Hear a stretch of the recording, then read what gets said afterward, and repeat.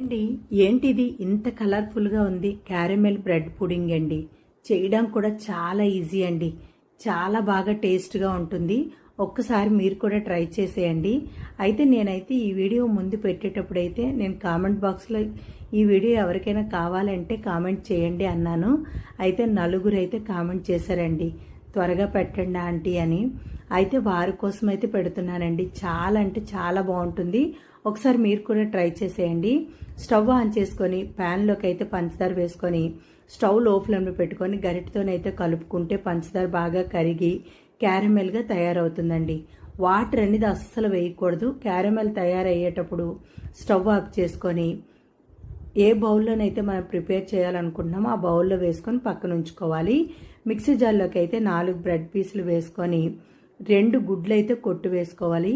2 యాలకులు కూడా వేసుకుంటున్నానండి. టేస్ట్ అయితే చాలా బాగుంటుంది, వాసన కూడా మంచిగా వస్తుంది. ఇవి మరిగించుకున్న పాలండి. మరిగించుకున్న పాలైనా వేసుకోవచ్చు, పచ్చి పాలైనా వేసుకోవచ్చు. మిల్క్ మేడ్ కొద్దిగా కొంచెం పంచదార కూడా వేసుకొని మిక్సీ పట్టుకున్న తర్వాత బ్యాటర్ అనేది ఇలా వచ్చేటట్టు చూసుకొని క్యారమెల్ వేసుకున్న బౌల్లోని వేసుకొని ఒకసారి డిప్ చేసుకొని కళాయిలోకి అయితే నీళ్ళన్నీ వేసుకొని చిన్న స్టాండ్ పెట్టుకొని వేడి చేసుకోవాలి. వేడి చేసుకున్న వాటర్లోనైతే గిన్నె పెట్టుకొని మళ్ళీ మూత పెట్టి స్టవ్ లో ఫ్లేమ్లో హై ఫ్లేమ్లో మార్చుకొని 20 మినిట్స్ అయితే ఉడికించుకోవాలండి. 20 మినిట్స్ తర్వాత మూత తీసుకొని చాకుతో ఇలా టచ్ చేస్తే బాగా ఉడికిపోతుందండి. అంటుకోకుండా వస్తే ఉడికిపోయినట్టే. అలాంటప్పుడు స్టవ్ ఆఫ్ చేసుకొని చల్లగా అయిన తర్వాత ఇలా చాకుతోనైతే ఎడ్జిలు అన్నివి ఇలా చేసుకోవాలి. చేసుకున్న తర్వాత ప్లేట్లో వేసుకుంటే చక్కగా వచ్చేస్తుంది.